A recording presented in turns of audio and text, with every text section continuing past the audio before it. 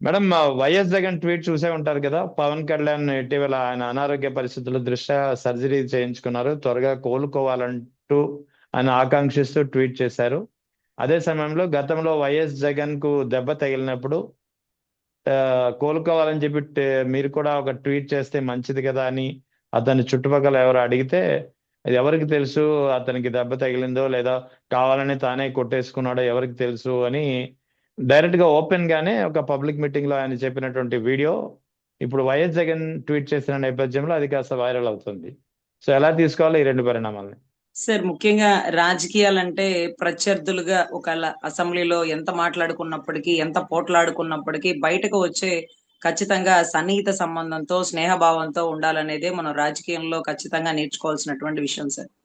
అంటే అప్పట్లో రాజశేఖర రెడ్డి గారు గాని, చంద్రబాబు గారు గాని ఒకరికొకళ్ళు, అప్పట్లో రోసయ్య గారు గాని, చంద్రబాబు గారు గాని ఒకరికొకళ్ళు ఎలా ఒక అవినాభావ సంబంధంతో ఉన్నారో ఇవాళ రోజు రాజకీయాలు అలా లేవండి. ఒక వ్యక్తికి అనారోగ్యం ఉండంటే అదేమి రాజకీయం, ఒక వ్యక్తికి దెబ్బ తగిలిందంటే అదేమన్నా కుట్రకోణమా? ఇవన్నిటి గురించి ప్రతిపక్ష నాయకులుగా వాళ్ళు మాట్లాడుకోవడంలో అది వాళ్ళ ఒరిజినల్ బిహేవియర్, అదే నమూనని ఒకళ్ళ రాష్ట్ర ప్రజలు సందిగ్ధ పడిపోయే పరిస్థితి అండి. ఈ రోజు ఒక ప్రతిపక్ష నాయకుడు ఏదైతే వాళ్ళ మాజీ మాజీ మంత్రి ఇంటి మీద దాడి చేసినప్పటికీ కనీసం ఖండించినటువంటి ఒక ఒక ఒక డిప్యూటీ సీఎం హోదాలో ఉన్నటువంటి ఒక వ్యక్తిని ఎన్నో మార్లు నువ్వు చెల్లిని కొట్టినావు, నువ్వు తల్లిని కొట్టినావు, నువ్వు తల్లిని గెంటేసినావు, మీ బాబాయిని నరికేసినావు అంటే ఏ ఆధారాలు లేకుండా ఇంతవరకు కోర్టు కేసులో A1 A2 A3 A8 వరకు వచ్చిన A9 10 లో కానటువంటి ఒక వ్యక్తిని పబ్లిక్ మీటింగ్ లో కించపరుస్తున్నప్పటికీ whatever it may be, అది రాజకీయం అనే ఉద్దేశంతో ఈ రోజు ఆయనకి అనారోగ్యంగా ఉన్నా, లేకపోతే ఆయనకి ఏదో సర్జరీ అయినా ఇమీడియట్ గా దాని గురించి వాకప్ చేస్తూ ఖచ్చితంగా అతి తొందరగా కోలుకోవాలని దేవుణ్ణి ప్రార్థిస్తున్నానంటూ పెట్టినటువంటి ట్విట్టర్ లో పోస్టు ఆయన మనసుకి ఒక నాందిలాగా చెప్పుకోవచ్చండి. ఎందుకంటే ఇది ఎప్పుడు ఎప్పుడు అంటే అమ్మా నాన్న తమిళమ్మాయి అని ఒక సినిమా చూసినప్పుడు ఏమో అనుకున్నాం, కానీ ఆ తల్లి చెల్లి గొడ్డలి అంటూ అన్ని చోట్ల అదే మాట్లాడుతున్నారు. ఆ గొడ్డలి అనే కేసులో గనక అతను ఉండుంటే, సెంటర్ లో మీరున్నారు, స్టేట్ లో మీరున్నారు, ఒకవేళ సిబిఐ ఎంక్వైరీ వేయించండి, సిట్ వేయించండి, అరెస్ట్ చేయించండి, లేదు. పోనీ తల్లి చెల్లి మీ పక్కనే ఉన్నారు కదా, మీ పక్కనే ఉన్నారేమో కదా తల్లి చెల్లి. సో అలా ఉన్నప్పుడు ఏమన్నా వారితో ఒక నోటీస్ ఇప్పించడమో, లేకపోతే వారికి సంబంధించి 4 మాటలు అనిపించడమో ఎలాగో చేస్తున్నారు కదా. దానివల్ల జగన్ గారి ఓట్లు ఏమాత్రమన్నా తగ్గినాయండి? ఆయన తల్లి చెల్లిని బాబాయినో ఇంకొకరినో ఎవరిని నమ్మలేదండి. పైన దేవుణ్ణి కింద రాష్ట్ర ప్రజల్ని నమ్మి ఉన్నారు. సో వాళ్లే గెలిపిస్తున్నారు, వాళ్లే నడిపిస్తున్నారు. వాళ్లే ప్రతిపక్షంలో ఉన్నప్పటికీ 11 సీట్లు ఉన్నప్పటికీ అంగుళం కూడా ఓటింగ్ తగ్గకుండా వాళ్ళు చాలా స్ట్రాంగ్ గా నిలబడ్డారండి. ఇకపోతే పరకాల ప్రభాకర్ రాసిన నోట్స్ ప్రకారం మీరే ఆలోచించాలి. అర్ధరాత్రులు గుద్దేసినటువంటి ఈవీఎం 1 నిమిషానికి ఎన్ని ఓట్లను పోలింగ్ చేయగలిగిద్ది అంటే, బీహార్ ఎలక్షన్స్, మహారాష్ట్ర ఎలక్షన్స్ జల్లెడేసినా కూడా ఇన్ని ఓట్లు ఒక సెకండ్ లో ఎలా వస్తాయి? ఎలా వేయగలుగుతారు? లోపల నుంచి ఒక వ్యక్తి బయటకు వచ్చి ఓటేసి మళ్ళీ ఇంకోటి, ఇదన్నీ జరగదు లోపల ఒక వ్యక్తే నొక్కేస్తుంటే తప్ప. అందుకనే పార్లమెంట్ లో చెప్పినారు కదండి, వేలు ముద్ర అనేది ఖచ్చితంగా ఓటుకి వాడితే ఓటు చోరీ అనేది మనం నియంత్రించగలం. Whatever it may be, అవతల వ్యక్తి నాకు తల్లి చెల్లి గొడ్డలి, నువ్వు మీ బాబాయిని నరికినావు, మీ చెల్లిని కొట్టినావు, ఎన్ని మాటలు అన్నప్పటికీ నువ్వు ఒక ప్రతిపక్ష నాయకుడివో లేకపోతే ఒక డిప్యూటీ సీఎం హోదాలో ఉన్న వ్యక్తిగా what ever it may B, మీరు తొందరగా కోలుకోవాలని మనస్ఫూర్తిగా కోరుకుంటున్నాను అంటూ ఇచ్చిన ట్విట్టర్ లో పోస్ట్ ఏదైతే ఉందో, ఖచ్చితంగా ఇది సహృద భావం. అందరూ కూడా ఇలాంటి భావనని అలవరుచుకోండి. ఇది రాజకీయం. తల్లి చెల్లి గొడ్డలి లేకపోతే 3 పెళ్లిళ్ళు ఇవన్నీ కాదండి. వాళ్ళేంటి అనేది సింగిల్ గా రాష్ట్ర ప్రజలకి తెలిసిన రోజున వాళ్ళ కోసం కుంటి సాకులు వెతుక్కోవాల్సిన బళ్ళ. వాళ్ళు రాష్ట్రానికి మంచి చేసినారా, చెడు చేసినారా? ఒకళ్ళ క్రిస్టియన్ ముఖ్యమంత్రి అన్నప్పుడు, ఈ రోజు ఒక క్రైస్తవ ముఖ్యమంత్రి అని మీరు భావించినప్పుడు, ఒక ఒక ఒక హైందవ ధర్మాన్ని కాపాడే వ్యక్తిలాగా ఈ రోజు వెంకటపాలెం గాని, లేకపోతే హైదరాబాద్ లో జుబ్లీస్ లో కట్టినటువంటి వెంకటేశ్వర స్వామి గుడి గాని, లేకపోతే అమెరికాలో కట్టింది గాని, వైజాగ్ లో కట్టింది గాని, ఇవన్నీ కూడా కట్టింది అన్యమతస్థుడు కదా. మరి అతని కులాలు ఎందుకు, మతాలు ఎందుకు, తల్లి చెల్లులు కేసులు గొడ్డలు ఇవన్నీ మనకెందుకు? ఏదైనా ప్రభుత్వంలో మనమే ఉన్నాం, సిఐడి మెట్లెక్కించచ్చుగా, సిబిఐతో నోటీసులు విచారణలు చేపించొచ్చుగా. అది చేత కాదు. నిన్న చెప్తున్నారండి చంద్రబాబు గారు, నేను తలుచుకుంటే అరెస్ట్ చేసేయగలను కానీ చేయను. అరేంటి, తలుచుకుంటే అరెస్ట్ ఎలా అవుతారు? కేసులు ఉంటే కదా అరెస్ట్ అవుతారు. తప్పు చేస్తే కదా అరెస్ట్ అవుతారు. ఆయన తలుచుకుంటే కేసులు అరెస్ట్ చేయగలుగుతాడంట. ఆయన ఒకవేళ జగన్ గారు తప్పు చేసినా ఆయన ఎందుకు తలుచుకోవట్లా? అంటే తలుచుకోవాలంటే భయం వేస్తుందా? తలుచుకుంటే ఏమవుతుందో తెలుస్తుందా? ఎవరింటి మీదో దాడి చేస్తే ఆయన వెళ్తేనే వచ్చిన జనాన్ని మీరు ఆపలేకపోయినారే. అదే ఆయన మీద పెనుదాడి లేకపోతే ఆయన అరెస్ట్ అంటే రాష్ట్రం సునామీ అయిపోతుందేమన్న భయమా? అసలు ఆయన మాట అనడం చూడండి ఎంత చమత్కారంగా అన్నారు. నేను తలుచుకుంటే అరెస్ట్ చేయగలను కానీ అరెస్ట్ చేయనంట. అరెస్ట్ చేయనంట. ఎందుకు అరెస్ట్ చేయరు? అరెస్ట్ చేయకూడదా? అరెస్ట్ చేస్తే ఏమన్నా ఇబ్బందులున్నాయా? సో ఇవన్నీ అది పవన్ కళ్యాణ్ గారు కూడా చెప్పారంట. ఆయన కూడా అరెస్ట్ చేయొద్దన్నారంట. అదేంటది మీరెవరు అరెస్ట్ ఉమ్. చేయొద్దనడానికి? మీరెవరు అరెస్ట్ చేయమని చెప్పడానికి? Who are you? మీ పరిధెంత వరకు? మీ పరిధెంత వరకు? పరిధి దాటి ఎందుకు మాట్లాడుతున్నారు? అప్పట్లో చంద్రబాబు గారు అరెస్ట్ అయినప్పుడు కూడా ఇలాంటి అపోహలో పెట్టే ఏమయ్యా నేను ఎక్కడో పర్యటనలో ఉన్నాను. ఆయన్ని ఇక్కడ అరెస్ట్ చేసినారు. దానికి నాకేం సంబంధం అని చక్కగా చెప్పినాడు. చక్కగా చెప్పినాడు. దానికి నాకేం సంబంధం? నేను ఏడో పర్యటనలో ఉన్నానయ్యా. ఇక్కడ ఆయన అరెస్ట్ చేసినారు. నాకేం సంబంధం అన్నాడు. కానీ ఈయన మాత్రం ఈయన తలుచుకుంటే అరెస్ట్ చేయగలరంట. ఎలమ్మా? ఎలా? ఏమన్నా షార్ట్ కట్‌లో ఏమన్నా సీబీఐలో ఆఫీసర్ అయిపోయాడా? ఉమ్. లేకపోతే సిట్ విచారణలో ఈయన ఒక అధికారి అయిపోయాడా? ఒక రాష్ట్ర ముఖ్యమంత్రి ప్రతిపక్ష నాయకుడిని కావాలంటే అరెస్ట్ చేయగలడంట. పోనీలే అని అరెస్ట్ చేయడంట. అరె! మీరేంటి? మీ పరిధేంటి? మీరు పరిపాలన మాత్రమే చేయగలరు. మీరు అరెస్ట్ చేయగలరా? అరెస్ట్ చేసే శక్తి మీకుంటుందా? సార్ అందుకనే, అందుకనే 10థ్ క్లాస్ పుస్తకాలు, 9థ్ క్లాస్ పుస్తకాలు చదివితే రాష్ట్ర ముఖ్యమంత్రి అధికారాలు, విధులు ఉమ్. ఇవన్నీ ఉంటాయి sir. So what ever it may B ఇది చాలా అనుచిత వ్యాఖ్యలు. ఇలాంటి వ్యాఖ్యలు అనుభవజ్ఞులైనటువంటి 30, 40 ఇయర్స్ ఇండస్ట్రీ ఉన్న వ్యక్తి ఎక్కడా కూడా ప్రస్తావించకూడదు. ప్రతిపక్ష నాయకుడిని అరెస్ట్ చేయగలను, లేకపోతే చేయలేను, చేద్దామని వద్దనుకుంటున్నాను. నాకలా ఇష్టం లేదు. మీరెవరు? ఇష్టపడ్డానికి మీరెవరు? ఇష్టం లేదని చెప్పడానికి మీరెవరు? సో ఇది ఇలాంటి మాటలు రాజ్యాంగ విరుద్ధం అండి. అప్రజాస్వామికం కాబట్టి ఇలాంటి పదాలు వాడకూడదని నా వినతి పూర్వక విన్నపం అండి. అయితే ఇక్కడ గతంలో వైఎస్ జగన్ కు దెబ్బ తగిలినప్పుడు పరామర్శిస్తే బాగుంటుంది కదా అంటే అని ఎవరైనా పక్కనున్న వాళ్ళు సలహా సూచన ఇచ్చినా సరే ఎవరికి తెలుసు అతనంతా అతనే కొట్టేసుకున్నాడేమో తలని అని చెప్పి ఓపెన్ గా మాట్లాడినటువంటి పవన్ కళ్యాణ్ ఇప్పుడు అనారోగ్యం పాలయ్యేటప్పటికి వైఎస్ జగన్ మాత్రం గతమంతా మర్చిపోయి ఆయన త్వరగా కోలుకోవాలి, మంచి ఆరోగ్యంతో మళ్ళీ తిరిగి అందరి ముందు రావాలని చెప్పి ట్వీట్ చేశారు. అవును సార్. అవును సార్. ఇది చాలా శుభ పరిణామం. రాజకీయాలంటే ఇలాగే చేయాలి. అవతల వ్యక్తి వ్యక్తిగత విషయాలులోకి తలదూర్చకుండా చేయాలి అనేది ఒక మంచి బాట అనేది గౌరవ జగన్ గారు వేస్తున్నారండి. ఆయన ఏదైతే సర్జరీ అయ్యాక బయటకు వచ్చాక కూడా ఆయన కూడా ఇలాంటి రాజకీయమే చెయ్యాలి. జగన్ గారు ఏదైనా తప్పు చేస్తే జగన్ గారు ఆ పథకంలో ఇంత తినేసినారు, ఈ పథకంలో డబ్బులు దారి మళ్ళించారు అని అడగాలే గాని, ఆ ప్రాజెక్ట్ మీ వల్లే ఆగిపోయిందని ప్రశ్నించాలే గాని, మీ చెల్లికి ఆస్తిలో వాటా ఎందుకు ఇవ్వలా?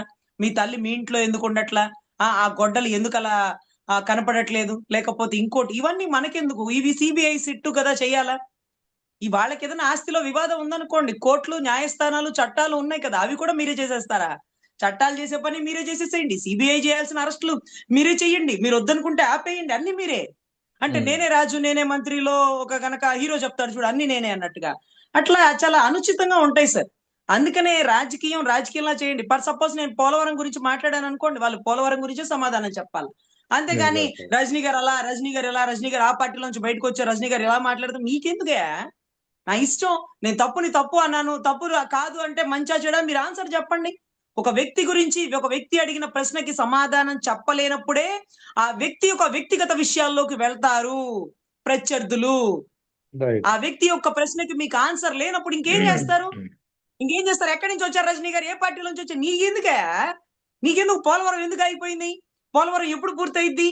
అప్పట్లో అనిల్ కుమార్ యాదవ్ గారు అసెంబ్లీలో కౌంట్ డౌన్ అంటే ఎగతాళి చేసినాం కదా!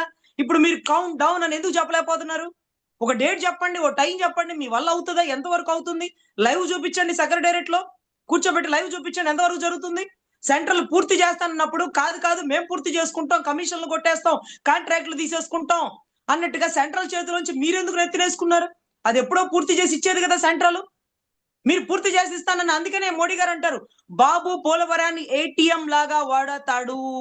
ఏటీఎం అని. ఈరోజు పోలవరాన్ని ఏటీఎం లా వాడేసి డబ్బులు తీసేసుకున్నారు.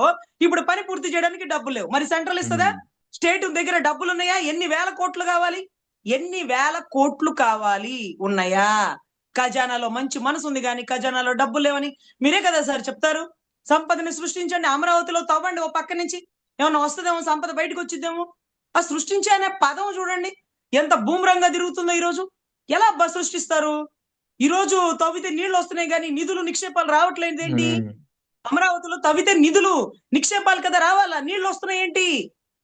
మరి ఎలా వచ్చింది సంపద? సో ఇవన్నీ కూడా చాలా మందికి రైట్ ప్రశ్నార్థకంగా ఉండిపోయినాయండి. కానీ ఇది మీరు నేను మాట్లాడితే బాగుంటది కానీ అవును అనుభవజ్ఞులైనటువంటి వ్యక్తులు కూడా ఇలాంటి అనుచిత రైట్ రైట్ వ్యాఖ్యలు వాడడం తగదు అని భావిస్తున్నామండి. ఇక పరకాల ప్రభాకర్ గారు తరచూ ఈ మధ్యన కొన్ని కీలకమైనటువంటి అంశాలు లేవనెత్తుతున్నారు. ముఖ్యంగా ఈవీఎంల విషయంలో ఏం జరిగింది ఆంధ్రప్రదేశ్ ఎన్నికల్లో అనేది బయటకు తీశారు, అందరికీ తెలిసిందే. ఆ తర్వాత ఎస్ఐఆర్ ప్రక్రియ ఏదైతే స్పెషల్ ఇంటెన్సివ్ రివిజన్ పేరుతో ఎలక్షన్ కమిషన్ తనకి అనుకూలంగా లేని చోట్ల అనుకూలంగా లేని ఓట్లను లక్షలాది ఓట్లను తొలగిస్తూ ఆయా రాష్ట్రాల్లో పరిస్థితి అనుకూలంగా మార్చుకునే ప్రయత్నం చేస్తోంది. సో దీనిపై కూడా పరకాల ప్రభాకర్ గారు క్లియర్ గా వివరించే ప్రయత్నం చేస్తున్నారు. సార్ దీంట్లో చాలా ఆశ్చర్యభరితం ఏంటంటే గతంలో ఎస్ఎస్ఆర్ ఉండేదంట, స్పెషల్ సమ్మరీ రివిజన్స్ అని. సో యా ఆ స్పెషల్ సమ్మరీ రివిజన్స్ ప్రకారం కూడా ఆ ఓట్లు నమోదు కానీ ఓట్లు తొలగింపు కానీ జరుగుతూ ఉంటాయంట. అంటే ఫర్ సపోజ్ 18 ఏళ్ళు దాటిపోయిన వాళ్ళకి ఇంటి దగ్గరికి వెళ్ళి మీకు 18 ఏళ్ళు దాటింది కదా మీరు ఓటు నమోదు చేసుకోండి అని, లేకపోతే మీరు ఈ ఊర్లో ఉండేవాళ్ళు కదమ్మా ఇప్పుడు ట్రాన్స్ఫర్ అయిపోయారు కదా మీకు ఇక్కడ ఓటు తీసేయమంటారా, మళ్ళీ అక్కడ ఓటు నమోదు చేసుకుంటారా, ఇవన్నీ వివరాలండి. అంటే ఎన్నికల వాళ్ళు ఇంటి దగ్గరకు వస్తున్నారు, జనాభా లెక్కల వాళ్ళు వస్తున్నారు, ఇవన్నీ మనం మాట్లాడుకునే వాళ్ళం కదండి. సో గతంలో 2002లో కూడా జరిగిందట ఈ మాదిరిగా 2002లో కూడా జరిగిందట. సో 2002కి దీనికి తేడా ఏంటి అంటే 2002కి ఎక్కడ కూడా నేను ఉన్నాను సార్ ఇక్కడ నా ఓటు లేదు సార్ అని ఎవరు రాలేదండి. యా 2002లో చాలా నిశ్శబ్దంగా అంటే ట్రాన్స్పరెంట్ గా జరిగిందండి. సో అవును ఇక్కడ అలా జరగట్లేదు. నేను ఈ ఊర్లోనే ఉన్నాను, నా ఓటు తొలగించారు. మా ఉమ్, అమ్మాయి కూడా ఇక్కడే ఉంది, మా అమ్మాయి ఓటు తొలగించారు. మా అమ్మాయి ఉద్యోగరీత్యా హైదరాబాద్కి ఉమ్, వెళ్ళింది, అంతే, మా అమ్మాయి ఓటు తొలగించేశారు. మేము ఇంకా బతికే ఉన్నాం, మా ఓటు తీసేసినారు. సో ఉమ్, ఇవన్నీ కూడా చాలా చాలా అభ్యంతరాలు నమోదైనాయండి. ఇంకా ఏంటంటే ఒక ఇంట్లో 509 మంది ఉన్నట్టుగా ఒక ఓటు కార్డ్ లిస్ట్ లో వచ్చేసిందండి. అంటే ఒక ఇంట్లో 509 మంది జనాభా ఉన్నారు. అంటే డిఫరెంట్ కులాలు, డిఫరెంట్ మతాలు, ఫర్ సపోజ్ సర్జన్ సింగ్, లేకపోతే మహాదేవి, లేకపోతే వెంకటేశ్వరరావు, ఇలా అంటే డిఫరెంట్ డిఫరెంట్ ఊర్లు, డిఫరెంట్ డిఫరెంట్ రాష్ట్రాలు, మతాలు అందరు కూడా. సో అది ఎలా సాధ్యమైంది? అంత అప్రమత్తంగా ఉండాల్సినటువంటి ఓటర్ల నమోదులో ఒక ఇంట్లో 509 ఓట్లు ఎలా నమోదైంది? ఇది ఎవిడెంటరీ కదా, అవును ఇది ఎవిడెంటరీ కదా. ఫర్ సపోజ్ బతికున్న వ్యక్తిని చనిపోయాడని ఒకవేళ రాస్తే ఇమీడియట్ గా అధికారిని సస్పెండ్ చేస్తారు కదా. మరి ఇక్కడ ఎన్నికల అధికారులు ఎవరు ఈ తప్పుడు రికార్డులు చేసింది, వాళ్ళని ఎందుకు సస్పెండ్ చేయట్లేదు? సో ఈ ఏదైతే ఎస్ఎస్ఆర్ అనే దాని తర్వాత ఈ ఎస్ఐఆర్ వచ్చిందండి సార్, ఈ ఎస్ఐఆర్ యా వచ్చింది. ఈ స్పెషల్ ఇంటెన్సివ్ ఏదైతే ఉందో దీనికి సంబంధించి ఇది ఎవరు నమోదు చేయమన్నారు? సో ఇది సర్వసాధారణంగా election commissioner. So Parakala Prabhakar లాంటి చదువుకున్న విద్యావంతులు ఆర్టీఐకి వేసి అడిగినారట, ఎస్ఎస్ఆర్ నమోదు చేసినారు కదా, ఎస్ఎస్ఆర్ లో ఎక్కడ తప్పు జరిగింది, ఎస్ఎస్ఆర్ లో ఎవరు ఏ వ్యవస్థలు అంటే ఏ డిపార్ట్మెంట్ వాళ్ళు దాని గురించి వాకప్ చేసినారు, ఇవన్నీ కూడా ఇవ్వండి అని అడిగితే ఎవరు ఎంక్వైరీ చేసినారో చెప్పలేదు, ఏ దర్యాప్తు వ్యవస్థలు ఉన్నాయో చెప్పలేదు, ఎక్కడ తప్పుడు రిపోర్ట్ వచ్చిందో చెప్పలేదు, ఎందుకు దీని ప్లేస్ లో ఎస్ఐఆర్ పెట్టారో తెలియదండి. ఇవన్నీ కూడా గత ఎలక్షన్ కి ముందు జరిగింది. ఎగ్జాంపుల్ గా బీహారే చూసుకుంటే 69 లక్షలు అనుకుంటా అండి అక్కడ ఓటింగ్, అవును 69 లక్షల ఓట్లు తొలగించడం అయిందట. తొలగించారు. అదే ఎక్కడి నుంచి తొలగించినారు ఈ 69 లక్షలు అంటే వీళ్ళేమన్నా అంటే ఇక్కడ నుంచి అంటే ఎవరి తొలగిస్తారంటే మన రాష్ట్రం దాటి వెళ్ళిపోయిన వాళ్ళని, లేకపోతే ఏదైతే విదేశస్తులు ఇక్కడ ఉంటే వాళ్ళ ఓట్లు నమోదు చేయకుండా వాళ్ళవి తొలగించడం కానీ. సో ఇవన్నీ ఏవో జరిగి ఉంటాయి, వలసదారుల ఓట్లో, లేకపోతే ట్రాన్స్ఫర్ ఓట్లో, లేకపోతే చనిపోయిన ఓట్లో, లేకపోతే డూప్లికేట్ ఓట్లో, ఇలా చాలా చాలా ఉంటాయండి. సో వీటన్నిటికీ విరుద్ధంగా ఇలాగా ఓటర్లలో ఇంతమంది ఎలా నమోదయ్యారు అంటే ఒకవేళ మనం అనుమానించదగింది కాదు కానీ ఎలక్షన్ లో బీజేపీ ప్రధానమంత్రి స్థాయి పదవికి రావడానికి గల బలమైన కారణం బీహార్ ఎలక్షన్స్. బీహార్ లో నితీష్ కుమార్ గారు గెలవడం, నితీష్ కుమార్ గారు బీజేపీకి సపోర్ట్ చేయడం. సార్ ఏదైతే ఈ బీహార్ లో తొలగించినటువంటి 63 లక్షల ఓటింగ్ ఏదైతే ఉందో సార్, దీన్ని సుప్రీంకోర్టులో కూడా వేయడం జరిగింది సార్. సో ఈ సుప్రీంకోర్టులో వేసినప్పుడు బెంచ్ మీదకి తీసుకొచ్చిన ప్రతిసారి ఈ తొలగించిన ఓట్లు ఏవో చెప్పండి అంటే మేము ఫైనల్ లిస్ట్ లో ఇస్తాము అనేవాళ్ళు సార్. సో ఫైనల్ లిస్ట్ లో ఇస్తే మార్చుకోవడానికి టైం ఉండేది కాదు సార్. ఒక నెల టైంలోనే మళ్ళీ అంతా క్లియర్ అయిపోతుంది. ముందే చెప్పండి 63 లక్షల ఓటింగ్లు ఎవరు అంటే ఎవరివి తీశారు, వాళ్ళవి ఎందుకు తీశారు, ఇవన్నీ కూడా సుప్రీంకోర్టులో స్వయంగా అడిగితే ఎట్టగేలకి ఏదో ఒక రకంగా ఆ ఏరియా బూతుల్లో బయట రాసినారు సార్.